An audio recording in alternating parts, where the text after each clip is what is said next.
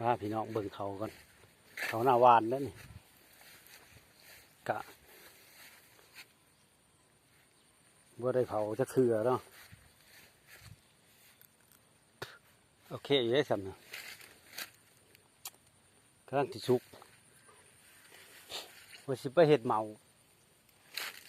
มือบุญขะเมานี่พอดีบ่เนาะมืออื่นเราสิเห็ดขะเมาแกเว้ยล่ะ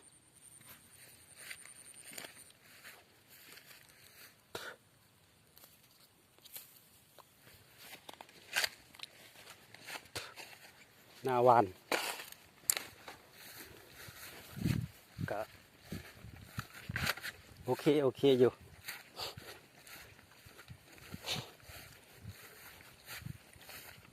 กำลังไก่จะสุกน้ำเลยตัวพ่อเมากับพ่อตัวสุกกับไก่จะสุกไปน้ำอีกบ่ดนหลังออกพรรษาคือสิได้เกี่ยวซุ่มหน้าวานหน้าดำพูดมาทันถอกยังเกี่ยวอยู่มันอยากงามปานใดดอกหน้าดำกำลังถอกคือกันขาดว่าวังออกพรรษาคือสิได้เกี่ยวเนาะเจ้าเบิ่งเขาย่ำนี่ก็บ่มีหยังแล้วมีแต่เราเบิ่งเขานี่แหละเศร้าให้เศร้าหน้าจ้า